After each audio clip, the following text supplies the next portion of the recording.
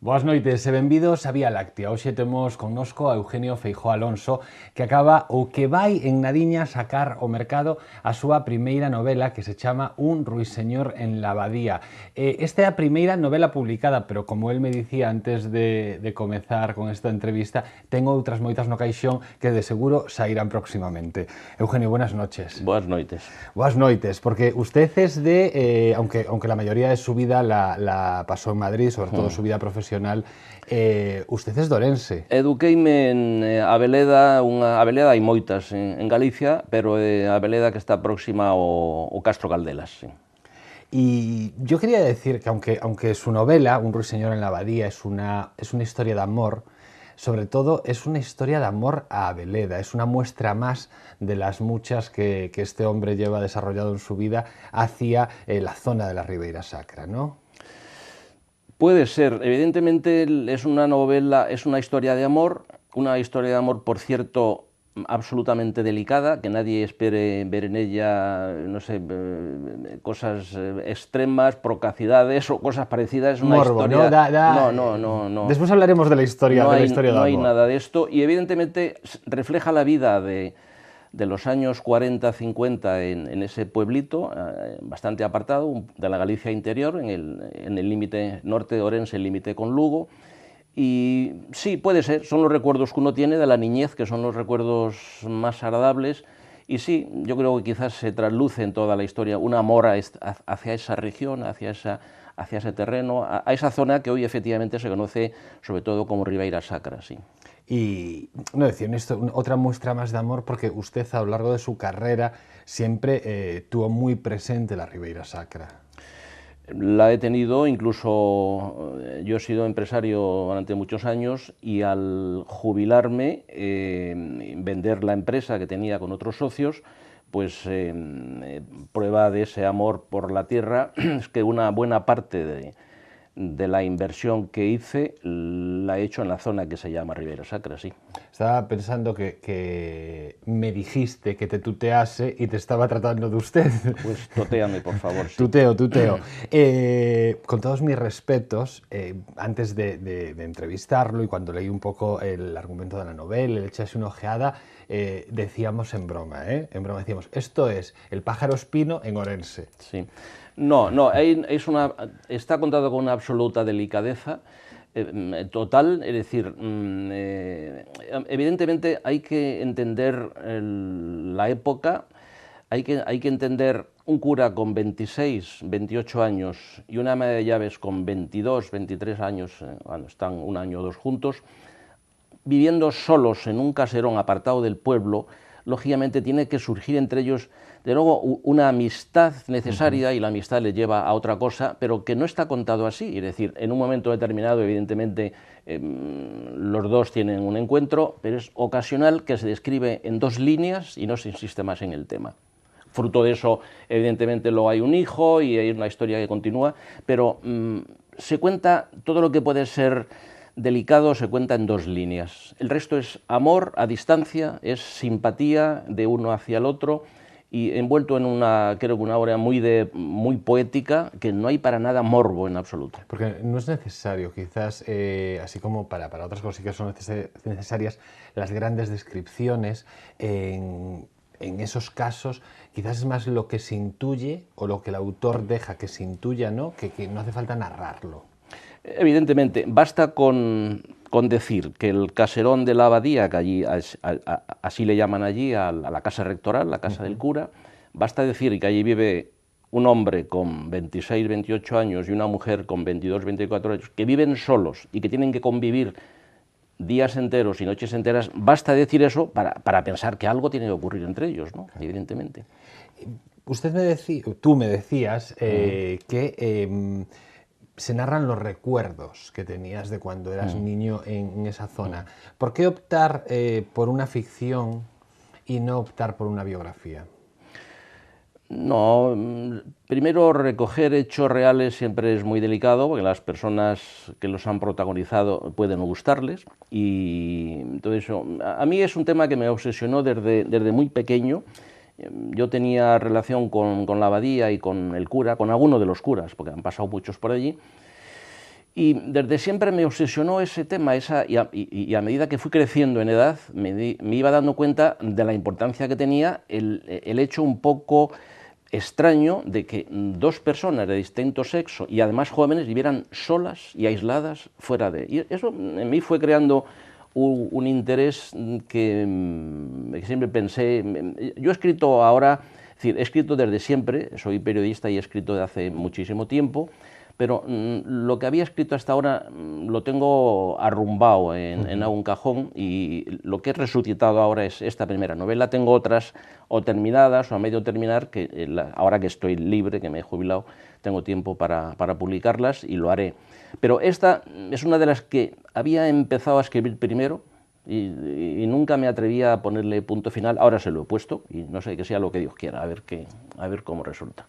Pero estaba pensando yo en esos dos personajes, en ese cura y en ese ama de llaves, que tendrán su micromundo, porque al estar aislados del resto de la población, dentro de las paredes de la abadía, es su mundo, nadie puede entrar en él, ¿no? Era una libertad falsa, pero una libertad que sí tenían en esos años. No, es un mundo, evidentemente, el cura, el crego, vive evidentemente en una parte de la abadía, digamos en la parte principal. Era una abadía muy sencilla, por otra parte, muy rústica. Digamos, empecemos por decir que no había ni luz eléctrica ni agua corriente. Eso ya da un poco la clave de cómo eran estas cosas. Y entonces el ama de llaves vive más en la parte norte, en la parte de la cocina, etcétera, pero no dejan de vivir ellos dos solos allí y tienen que encontrarse necesariamente repetidas veces en el pasillo central y en otros asuntos, etcétera, etcétera. Entonces es un mundo que crea cada uno de ellos, evidentemente, con un pueblo palpitante que está cerca, que está pues a 100 metros la primera casa, un poco menos, y evidentemente luego se juntan, hay una convivencia, la novela refleja pues la vida, las fiestas, las inquietudes, la problemática, el clima. A mí desde ese punto de vista soy un admirador de Miguel Delibes y él describe también mucho los paisajes. A mí me gusta mucho describir los paisajes y creo que eso le da un trasfondo importante a la novela. Sobre todo con esa falsa sencillez de Delibes, ¿no? Que parece que... Efectivamente. Bueno, eso ya lo decía Azorín, ¿no? Es decir, que escribir no hay que hacer grandes, muy barroquismos a la hora de emplear las palabras, sino escribir tal y como un grifo que se abre y va cayendo solo. Parece que va fluyendo las palabras, parece que no se está recurriendo a nada especial para contar lo que se piensa, y Delibes creo que era así, él también era una persona sencilla, y a mí al menos es uno de los escritores que más me gusta, sí. Pero lo acabas de definir muy bien, parece que... Sí. Parece que se aleja de la realidad. Efectivamente. Como cada semana, imos agora a Librería Couceiro, onde María fainos tres recomendacións de publicacións en galego e seguimos a falar con Eugenio Feijóo Alonso. Continuamos a falar con Eugenio Feijóo sobre o seu libro Un ruiseñor en la abadía, que salirá ao mercado nos vindeiros días. Usted decía que esta novela, tú decías que esta novela, Un ruiseñor en la abadía, que quizás fue de las primeras que comenzaste a esbozar, a dibujar, y que estuvo ahí, que no te atrevías a ponerle un final. Quizás... no sé hasta qué punto se tiene miedo de enfrentarse a un tema como este y tratarlo en su justa medida, sin ofender sensibilidades, es a lo que me refiero. Efectivamente, tienes razón, en parte era por miedo, porque yo cuento una versión de una relación más o menos conocida de un cura determinado, por allí han pasado muchos, con una ama de llaves, pero hubo otras, incluso dramáticas, incluso realmente muy poco dignas de recoger en una novela, y evidentemente parte de la redacción que había hecho de algunos capítulos eran con ese otro sentido más crudo, más crítico, y eso realmente lo acabé abandonando. Y entonces tenía capítulos sueltos, o sea, yo al menos la forma mía de escribir no empiezo por la página 1 y acabo por la página final, sino que, por ejemplo, en esta novela lo primero que escribí fue el último capítulo, y después del último capítulo escribí el primero. y evidentemente sí me daba un poco miedo a contar. En principio me basaba en una historia real. Al final acabé dibujando y escribiendo una novela que es todo ficción. Pero como todas las buenas historias. Me daba miedo contar realmente una historia real muy cruda que ocurrió allí precisamente en la Abadía de Aveleda. Pero como todas las buenas historias, estaba pensando, por ejemplo, en la casa de Bernarda Alba, que también es un caso así, que se basa en algo que sucede, pero bueno, que al final acaba siendo una historia con vida propia, que es lo bueno de la ficción, ¿no? Sí, en realidad la novela es, ya te digo, es una historia de amor contada con absoluta y total delicadeza y, por supuesto, que quede claro, no quiero participar en la polémica de si los curas deben casarse o no, etcétera, etcétera. No se trata de participar en ninguna polémica, sino de recoger, de luego es ficción, pero algo que realmente seguro que ocurrió en más de una ocasión por las propias circunstancias de la época, en las propias circunstancias de eso, dos personas jóvenes de distinto sexo que viven en un caserón aislado del pueblo. Pues por muchas vueltas que le demos, no dejan de ser dos personas jóvenes y de distinto sexo, y algo tiene que ocurrir. No, y aparte, simplemente ya se podría haber basado en la rumorología, ¿no? En todas las leyendas urbanas que hay alrededor de ese tema. Podía coger la de Aveleda o podía coger de cualquier otra zona.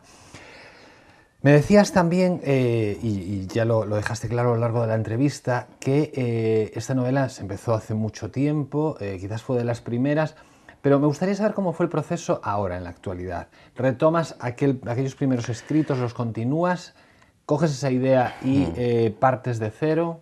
No, vamos a ver, yo como empresario he tenido una vida muy intensa, dedicada pues, muchísimas horas al día, de tal forma que, y además como empresario de empresa periodística, lo que pasa que empresa periodística en el campo de las publicaciones técnico-profesionales, que es algo diferente de la prensa diaria, pero igual es prensa escrita, entonces he escrito multitud de trabajos y luego en la parte primera mía como periodista pues he hecho multitud de entrevistas, reportajes, he trabajado durante tiempo para la Gaceta del Norte de Bilbao, que luego desapareció, para Diario SP, he colaborado mucho pues en revistas como Fomento Social, como Blanco y Negro, etcétera, etcétera.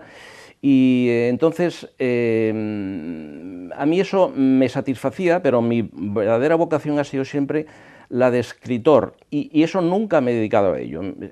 Por otra parte, he sido siempre, en las empresas en que he estado, en la última etapa era director general de una empresa periodística, y en otras etapas también tenía cargos directivos y siempre me han absorbido de tal manera que no he podido tener ese tiempo, ese relax, esa necesidad de horas para escribir. Desde que me he jubilado, ahora tengo tiempo, entonces he sacado del cajón historias que tenía a medio o terminadas o a medio terminar, y la primera que he sacado es esta. O sea, la primera que he terminado, que he pulido, he releído y le he pulido, ha sido Un ruiseñor en la abadía, sí. ¿Y ahora que tiene tiempo libre, tiene alguna manía a la hora de escribir? No tengo manías, no. He cambiado, yo creo que como casi todo el mundo, a mí me gustaba escribir a mano, con pluma, porque tiene ese placer doble, además de lo que vas pensando. Hoy día es imposible, porque claro, te das cuenta que queda muy bonito, tienes ahí una atracción especial a la hora de hacerlo, pero luego, ¿qué haces con aquello escrito? Primero, tu letra no hay quien la entienda, y resulta que aquello no te vale para nada, tiene que traducírtelo a alguien al cristiano copiando la máquina. Ahora escribo mucho en ordenador y no tengo manías especiales. Manías en el sentido de que lo mismo estoy 2 meses sin escribir una sola línea, que luego estoy 15 horas seguidas al día escribiendo, pero bueno, eso le pasa a todo el mundo, supongo.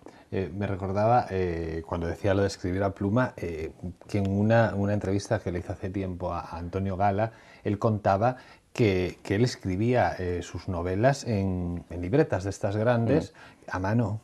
Lo que pasa es que él tenía una persona que después se encargaba de... Sí.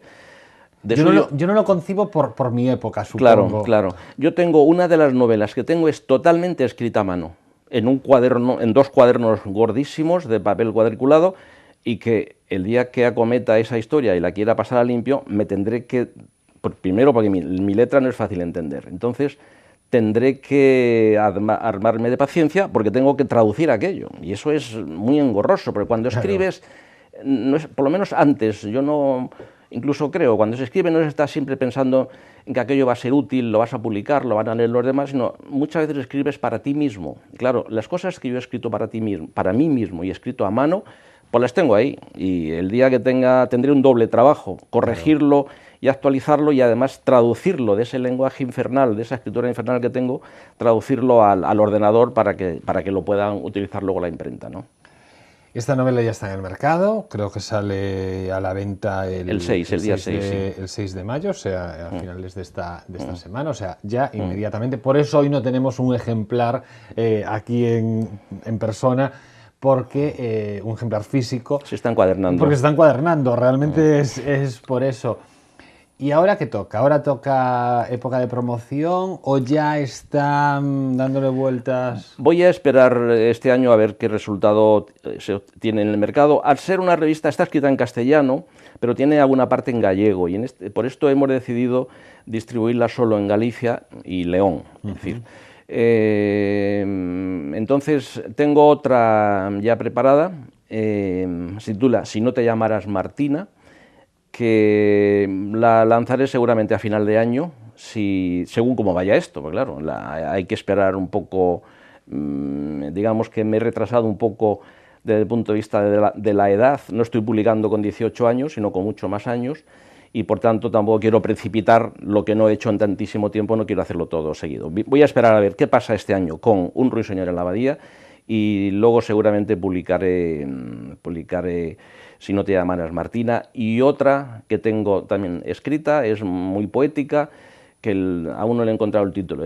Primero empecé Cartas a Marí, y luego el nombre femenino no acabo de encontrarlo, estoy buscándolo, llevo meses y no acabo de encontrarlo. Pero ya veo que tienes mucho trabajo adelantado. Tengo trabajo adelantado. El problema... Lo peor es la corrección final, cuando pones punto final y dices, ya estoy de acuerdo con esto, porque en ocasiones me ha ocurrido, bueno, y no digamos con Un ruiseñor en la abadía, tirar capítulos enteros o tener escritas 100 páginas y decir, no, esto no es el camino, y empezar otra vez.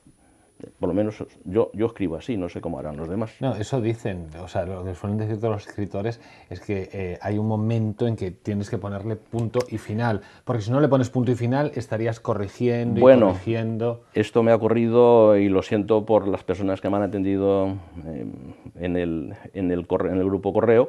Evidentemente, cada vez que mandaban algo yo añadía 13 correcciones. Digo, bueno, acabemos ya porque esto no tiene final. Y es verdad, nunca estás del todo conforme con lo que has escrito. Y bueno, hay anécdotas de muchísimos escritores donde eso, no acababan nunca, y correcciones que no había forma de ponerse de acuerdo hasta que un día, bueno, lánzalo y que Dios quiera, ¿no? Sea lo que Dios quiera. Bueno, Eugenio, pues nada, a finales de esta semana en el mercado Un ruiseñor en la abadía, y como esto va a ir muy bien, a finales de año tendremos ese Si no te llamaras... Si no te llamaras Martina. Si no te llamaras Martina. Título enigmático.